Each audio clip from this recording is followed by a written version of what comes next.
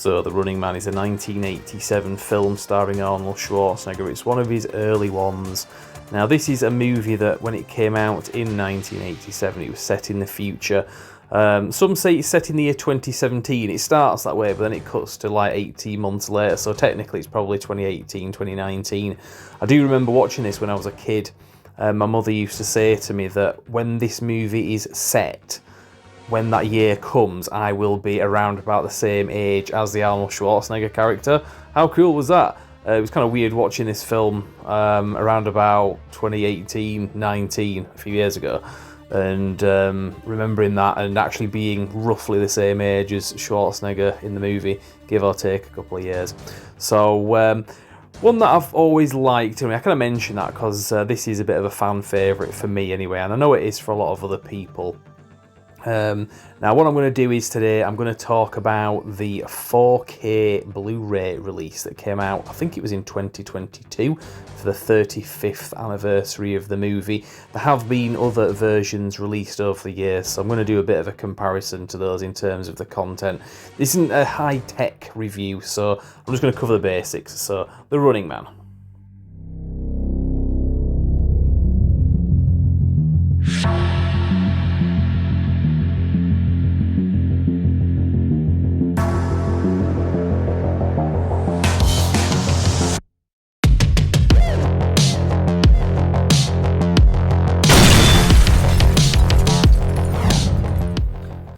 So as I say, this is a movie that I've had on various formats throughout the years. Now I've talked about this a little bit on the channel before, so I won't go on too much, but just to recap, I've had this on VHS, videotape that is, back in the day, and then DVD, which came out in the early 2000s. Wasn't a very good quality version, so I was quite happy in the early 2000s, in around about 2018, 19-ish, when the Blu-ray got a release.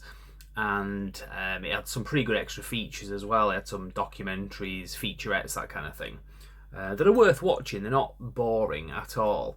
The reason I mention that is quite disappointing because this 4K release came out 2022, I think it was. Yeah, 35th anniversary release. And it doesn't actually have any of the extra features that we'd seen on previous releases, namely the Blu-ray from 2019, I was checking that on the box. Which is a real shame, and it's quite a common thing as well. But that's the only complaint anyway. So I won't go on too much about that, but it is annoying when you do an upgrade and it's not a complete upgrade, because if you were to swap out your old version, get rid of your old version, you'd be getting rid of content. So that's why I'm having to keep the Blu-ray as well. It's annoying, but like I said, I don't want to be too negative and fixate on that. So what's good about this is the presentation that you get with it. Obviously it's 4K, so it's not an exact science. Generally it means it should be better quality. Not always, but this is a better quality one. The colour dynamics that you get on this really do work well with the movie, because there are some films where the 4K actually isn't really an improvement. It's different and there's a lot more going on, but the colours just wash out the picture in some cases. But this is an example of it done right. So what I'm going to do is I'm going to show you the physical presentation of this, because this is a Steelbook within a slipcase. So as you can see, it's got quite a nice shiny finish to it as well. So I'll just show you some, if we can get that in focus. If not, don't worry. You can see some of the artwork there. Slide out the slipcase, and here we have. That is nice. I'm not usually a big fan of Steelbooks, but if it's one like this that does, I don't know, it just kind of works, then it's something that I will show on the channel. So you can see some of the artwork there. And then you've got that on the side, and the rest of it's just kind of basic. And you just get the one disc on the inside. And I'll just take that out so you can see the inside of the thing as well. Bit of a basic video this, to be fair. Just wanted to kind of show you how cool this is. Because like I say, if I'm showing off a Steelbook, then you know it's pretty good. Now you can see obviously the ICS logo as well. As I say though, this is a movie that I was a big fan of when I was a kid. If you check out the channel, I did a review about 10 years ago, probably more than that, of the Amiga 500 game, which was not terribly easy to play, but I vent out some of my frustrations when I'm playing that. And that was one that I really enjoyed as a kid. In fact, I think I had the game before I saw the movie. And then I seem to remember my mother bought the VHS from Woolworths. This would have been about 1991, 92-ish, something like that. I thought around the time when Terminator 2 was coming out, and there was a Schwarzenegger craze that was going on. A lot of his movies were airing on television in the UK, where I live at the time, so we were getting to see films like Predator and Commando for the first time ever. So yeah, this one's up there for me. Obviously, it's based on a Stephen King book, or Richard Bachman, as he was known when he wrote the book. And obviously, this is a movie that's had a not a remake, because it's based on the book. It's not a remake of this film as such, but another reimagining of this film last year with Glenn Powell. I haven't seen that movie, but I've heard mixed things about it, so I might give it a go. But certainly, this is not. Well, it's not Arnold Schwarzenegger's best, but it is up there. It's a very good film, and some of the themes that are in there are, I wouldn't say timeless, but they've certainly aged well in terms of how the bloodthirsty mob always seeks more. And this isn't something that's anything new. Obviously, we can go back to the time of the Romans, the Colosseums, and all that kind of stuff, gladiators. This is another one of those movies that we've seen many examples of before. Films like, was it Gamer with Gerard Butler, and Death Race with Jason Statham. Well, that was a remake. The original had Stallone in it, interestingly. Or The Condemned with Stone Cold Steve Austin. A lot of these movies where it's to do with a kind of gladiatorial premise. This is one of those at its best. If you're interested in that genre, but you've not seen this one, check it out, because it is really good.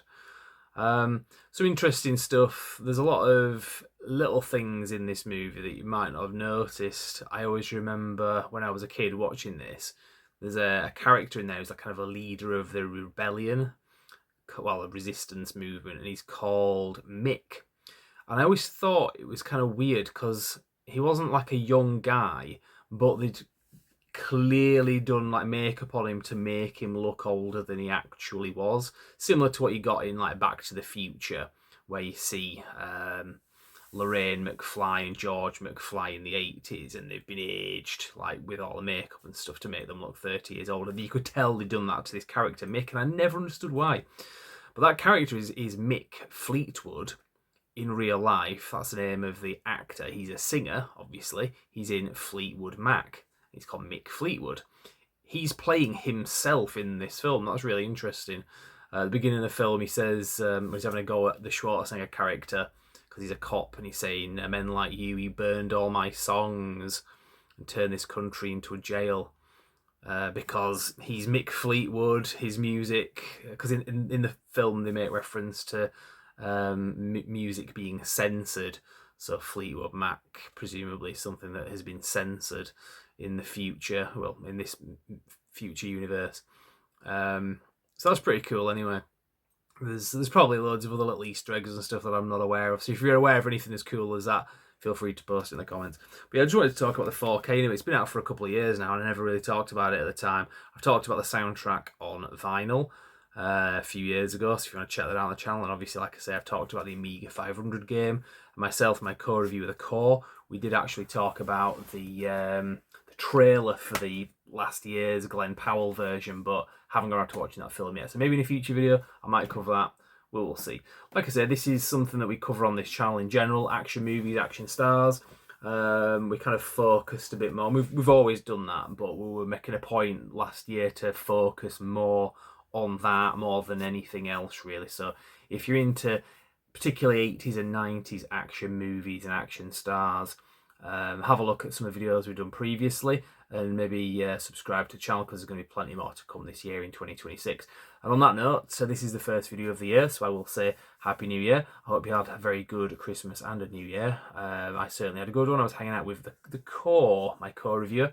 Couldn't be on this video, but we'll be getting him back for a future video as well. So if you're missing him, again, subscribe to the channel and you will see more of that as well. Anyway, thank you very much for watching.